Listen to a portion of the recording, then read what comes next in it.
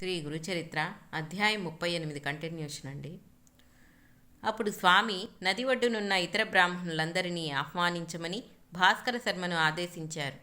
అతడలాగే వెళ్ళి చెప్పగానే వాళ్ళు పకపకా నవ్వి, ఏమయ్యా, నీవు పెట్టినట్లే మేము తిన్నట్లే. ఈ రోజున మా ఇళ్లలో ఉన్నదేమో మేము భోజనం చేస్తాము, కానీ నీవు కనీసం శ్రీగురునికైనా కడుపు నిండా పెట్టగలిగితే అంతే చాలు, పో పో అన్నారు. భాస్కర శర్మ తిరిగి వచ్చి వారందరూ తనను ఎగతాళి చేసి భోజనానికి రామన్నామని చెప్పారు. శ్రీగురుడు, నాయనా, మాకు బ్రాహ్మణులతో కలిసి భోజనం చేయటమే సమ్మతము, కానీ మేమొక్కరమే భిక్ష చెయ్యము అన్నారు. స్వామి నోటి మాట తప్పక జరిగి తీరుతుందన్న దృఢ విశ్వాసం గల భాస్కర శర్మ అది నిరూపించుకోదలచి దీనంగా, స్వామి, నేనేం చేసేది? నేను మీరు ఆజ్ఞాపించిన ప్రకారం ఎంత బలవంత పెట్టినా వారు రావటం లేరు సరిగదా, నన్ను ఆక్షేపిస్తున్నారు అన్నాడు. అప్పుడు ఆయన వెంటనే మరో శిష్యుణ్ణి పంపి నది వద్దనున్న బ్రాహ్మణులందరినీ వెంట తీసుకుని రమ్మని ఆజ్ఞాపించారు. అతడు పరుగున పోయి శ్రీగురును ఆజ్ఞగా చెప్పి అందరినీ ఆహ్వానించాడు. ఇది తప్పక అందరూ మఠం చేరుకున్నారు. శ్రీగురుడు వారందరితో, బ్రాహ్మణోత్తములారా, మీరందరూ మీ భార్యాబిడ్డలను తీసుకొని మఠానికి రావాలి. ఈరోజు ఇక్కడే 4000 మందికి సమారాధన చేయాలి. అందరూ విస్తళ్లలో అన్నం కట్టుకొని తీసుకుపోవాలి అని భాస్కర శర్మతో, ఏమయ్యా, చూస్తావేమిటి, లేచి నమస్కరించి అందర్నీ ఆహ్వానించు అన్నారు. అతడు వెంటనే లేచి నమస్కరించి వారందరూ సకుటుంబ బంధుమిత్రులతో కలిసి తాను చేయనున్న సమారాధనకు విచ్చేసి తనను కృతార్థుడలను చేయమని వేడుకున్నాడు. వారిలో కొందరు బ్రాహ్మణులు నవ్వి, ఓరి వెర్రి బ్రాహ్మణుడా, సిగ్గు లేకుండా తగుదుననుకొని నీవు పిలిస్తే వచ్చామటయ్యా, నీవు చేసినది ఒక్కొక్కరికైనా ఒక్క మెతుకైనా సరిపోతుందా అన్నారు. కొందరు పెద్దలు వారిని వారించి, తప్పు, అతనిని నిందించవద్దు, ఇందులో అతని దోషమేమీ లేదు, గురువు చెప్పిన ప్రకారం చేస్తున్నాడు అని మందలించారు.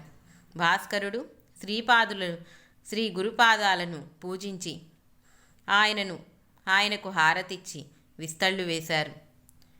అప్పుడు శ్రీగురుని ఆజ్ఞ కోరాడు. అంతటా శ్రీగురుడు అతనికి ఒక వస్త్రం ఇచ్చి దానిని వంటకాలపై కప్పమని ఆదేశించారు. అతడలా చేయగానే శ్రీగురుడు తమ కమండలంలోని నీరు అభిమంత్రించి ఆ వస్త్రంపై చల్లి వస్త్రం తీయకుండా వడ్డన చేయమని ఆదేశించాడు. వెంటనే భాస్కర శర్మ మరికొంతమంది ఆ వస్త్రం క్రింద నుంచి పళ్ళాలతో వంటకాలు తీసుకొని తిరిగి వడ్డిస్తున్నారు. నెయ్యి కూడా ధారలుగా వడ్డిస్తూనే ఉన్నారు. అది చూచి భక్తులందరూ ఆశ్చర్యచకితులయ్యారు. అప్పుడు మొదట శ్రీగురుడు, తర్వాత మిగిలిన వారు ఆపోసనం తీసుకొని భోజనం చేయటం మొదలుపెట్టారు. భాస్కర శర్మ ఒక్కొక్కరి వద్దకు వెళ్ళి నెమ్మదిగా కూర్చొని కావలసినవి అడిగి వేయించుకొని తృప్తిగా భోజనం చేయమని చెప్పాడు. భోజనాలయ్యాక అందరికీ తాంబూలమిచ్చి స్త్రీలకు, పిల్లలకు, అన్ని వర్గాల వారికి బంతులుగా కూర్చోబెట్టి వడ్డన చేశారు. చివరకు ఆ ఊరిలో విచారించి భోజనం చేయని వారెవరూ లేరని నిర్ధారణ చేసుకున్నాక శ్రీగురుని ఆజ్ఞ తీసుకుని భాస్కరుడు గురుప్రసాదం స్వీకరించాడు. అప్పుడు అతడు వెళ్ళి చూచి అతడు వండిన వంటకమంతా అలానే ఉన్నదని స్వామికి మనవి చేశాడు. దానిని జలచరాలకు వేయమని స్వామి ఆదేశించగా అతడు అలానే చేశాడు. కొద్దిపాటి అన్నంతోనే వేలాది మందికి గొప్పగా సమారాధన జరగటం వలన గురుమహిమ అందరికీ తెలిసింది. శ్రీగురుడు సాక్షాత్తు అన్నపూర్ణేశ్వరుడని, వారి అనుగ్రహానికి పాత్రులైన వారికి ఎట్టి కొరత ఉండదని అతడు కీర్తించాడు. అప్పుడు శ్రీగురుడు భాస్కర శర్మను ఆశీర్వదించి ఇంటికి పంపివేశారు. శ్రీగురుని కీర్తి మరొక్కసారి అన్ని దిక్కులా మారుబ్రోగింది. శ్రీదత్తాయ గురవే నమః. శ్రీపాద శ్రీవల్లభాయ నమః.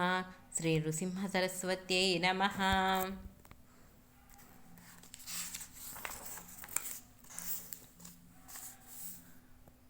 శ్రీ గురుచరిత్ర అధ్యాయం 39. శ్రీ గణేశాయ నమః. శ్రీ సరస్వత్యై నమః. శ్రీ గురుభ్యో నమః. సిద్ధయోగి ఇంకా ఇలా చెప్పారు. గంధర్వపురంలో సోమనాథుడనే సదాచార సంపన్నుడైన వృద్ధ బ్రాహ్మణుడుండేవాడు. అతనిది ఆపస్తంభ గోత్ర ఆపస్తంభ శాఖ శౌనక గోత్రం. అతని భార్య గంగాంబకు 60 ఏళ్లు నిండిన సంతతి కలగలేదు.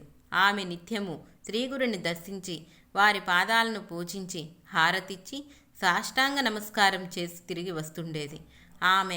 ఆమె కొన్ని సంవత్సరాలు తదేక దీక్షతో చేస్తుండేది. ఒకనాడు స్వామి నవ్వుతూ ఆ మహా ఇల్లాలితో, అమ్మా, ఇన్నాళ్లుగా మమ్మల్ని సేవిస్తున్నావు, నీ అభిష్టమేమిటో ఎన్నడూ చెప్పలేదే, ఇప్పటికైనా చెబితే గౌరీనాథుడి కృప వలన నీ కోరిక నెరవేరుతుంది అన్నారు. ఆమె ఎంతో సంతోషించి దోసిలి ఎగ్గి కన్నీరు కారుస్తూ ఇలా చెప్పుకున్నది. స్వామి, కొడుకులు లేని వారికి ఉత్తమ గతులుండవు కదా, అందువలన గొడ్రాలిగా ఉండటమే మహాదోషమైంది.